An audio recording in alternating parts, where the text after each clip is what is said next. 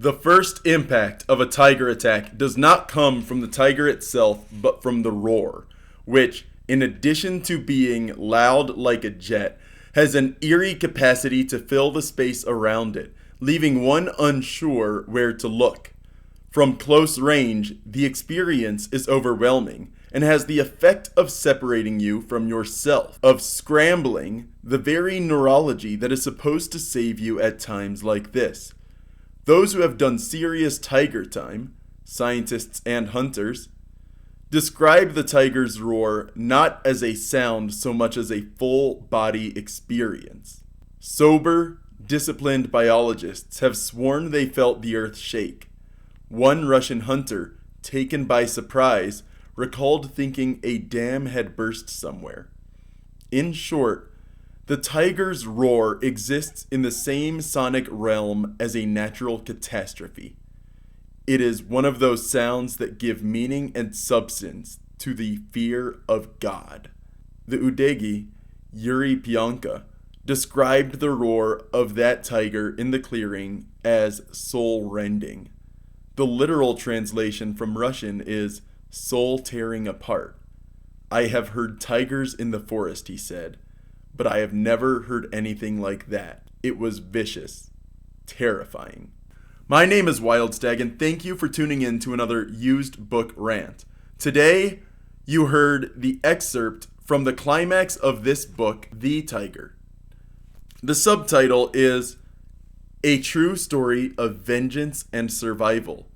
It is written by John Vallant. This book was copyright in 2010, but this is the first Vintage Departures edition, May 2011. The book design is by Maria Carella. The cover photograph, Tracks in the Snow, by John Goodrich.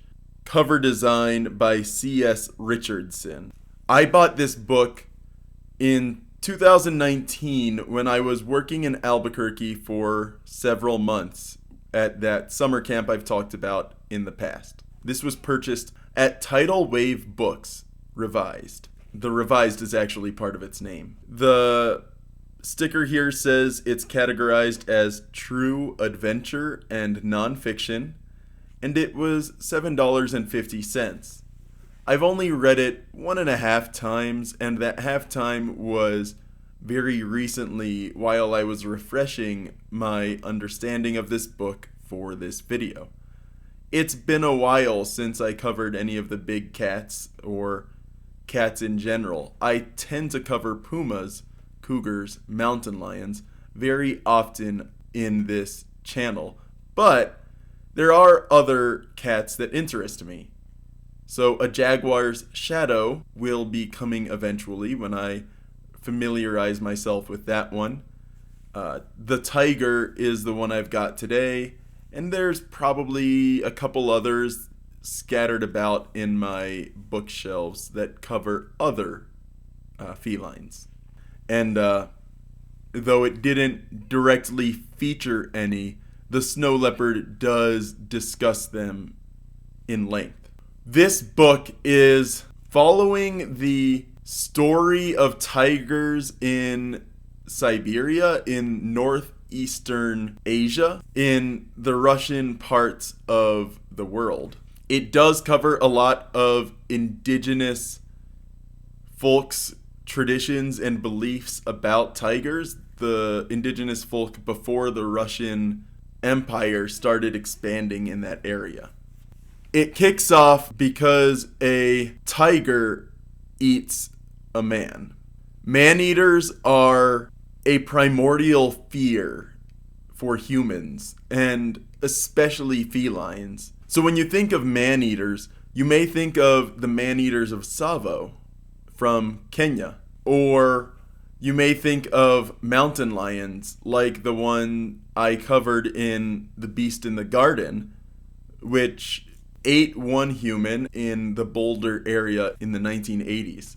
Overall, this is the story of a specific tiger, and really the ecology of tigers, the culture of humans in the area that this book takes place and how those cultures interacted with tigers. So it's a very interesting book. It does come with a few pictures and photographs in the middle, including pictures of the first victim's cabin and his grave, as well as 3 hunters, Pionka, Shibnev, and Gorborukov, taken from a video shot moments after the killing of the tiger, December 21st, 1997.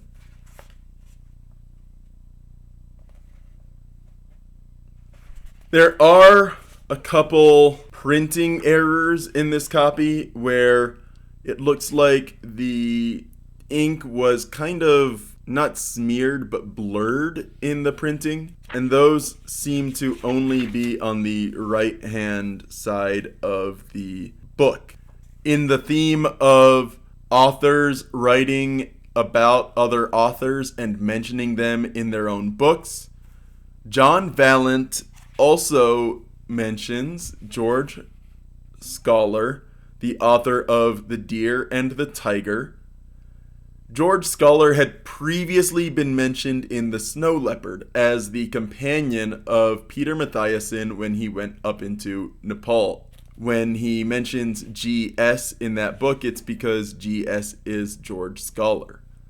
Another author that gets mentioned in this book that we have mentioned in the past is Elizabeth Marshall Thomas, who is credited as the author of The Tribe of Tiger and The Old Way in this book, but which you may recognize from the early videos of this channel as the author of The Hidden Life of Deer, which sits on my shelf below me. Apparently in 1950, the Marshall family expedition arrived to study the Kalahari. So she spends time with the Kung Bushmen of the Central Kalahari. It is certainly pronounced a different way. I'm not going to butcher the name. It says here, Thomas was 19 when she and her family first arrived there, and while her ballerina mother, Lorna Marshall, fashioned herself into a world-class ethnographer, and her 18-year-old brother, John, began work on what was to become a classic documentary film, she observed and wrote. And so what struck Thomas was how the hunters dealt with such daunting competition, lions in this case. Lions are mentioned here because John Vallant discusses something that a lot of other nature writers do when discussing felines, that we seem to have, as humanity, an inherent fear of large cats that we don't really have of canines or even bears. That to us, those latter predators could be seen as sympathetic or as honorable, but if any predator is treated as a demon in mythology, it's most likely to be large felines. On the flip side, those large felines also tend to be revered to some extent as symbols of strength and of hunting prowess. Beyond our fire were their shining eyes, wrote Thomas on one occasion, which were so high above the ground that we thought at first we were seeing donkeys. The Kung word for lion, ni, which is actually spelled an exclamation mark I. Again, I'm not gonna butcher that. The Kung word for lion was used as carefully as a god's and was seldom uttered in the daytime. Why summon the beast when it is safely asleep? During an encounter with a lion, a bushman would refer to it as big lion or old lion, just as the Udig and Manchus referred to the tiger as old man or old tiger. In Chinese, old tiger translates to Lao Hu, which is still the Chinese name for tiger. Vallant brings up Chauvet Pont d'Arc in the Ardèche Valley of the southern France. The Paleolithic cave paintings there. He says, seen together, these lavishly illuminated walls resemble the pages of a protean narrative form in which Beowulf, the Book of Kells, and National Geographic were elided into a cascading, fire-powered zoetrope. While it is only natural to be impressed by such modern-seeming feats of artistic skill and interpretive nuance, one could argue that it is also condescending. After all, these artist, hunter, storyteller shamans were Homo sapiens too, our direct ancestors, equipped with the same brains and the same bodies. So he then says, based on the accumulated evidence, it is not a stretch to suggest that the Chauvet cave artists, the Kalahari Bushmen, and the indigenous peoples of Primoria all perceived their enormous feline neighbors in similar ways, as fearsome, fascinating, supernaturally potent beings, who charged their lives with meaning and sometimes provided meat. Predation appeared to be a secondary concern. But in the Baiken Valley in 1997, this primordial understanding had been disrupted and the risk of attack had become paramount. This situation was so out of phase with the norm for this region that it led Trush's teammate, Sasha Lazarenko, to pose the following question over Markov's remains. Why, he wondered aloud, is the tiger so angry at him? This book is a love letter to tigers, but also a story about our relationship with them, human and tiger. I cannot do it justice, just as I cannot do any of these books justice on this video. But what I can do is suggest that you check it out. It isn't news, but it is somewhat contemporary. This happened in the late 90s and early 2000s. This is something very fresh in our minds, and probably in the history of the regions that this book takes place in.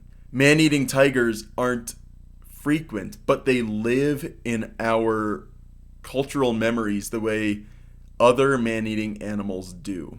Though I only read this once, and then, half read it while reviewing for this video, like I said earlier, I think if you have any interest in the way humanity interacts with big cats, or if you are just interested in the naturalist side of things, or even just the hunt side of things, this book will have something for you, and I would recommend picking it up if you see it. I paid $7.50 for it, and I think I got my money's worth out of it. My name is Wildstag, and thank you for tuning in to another used book rant.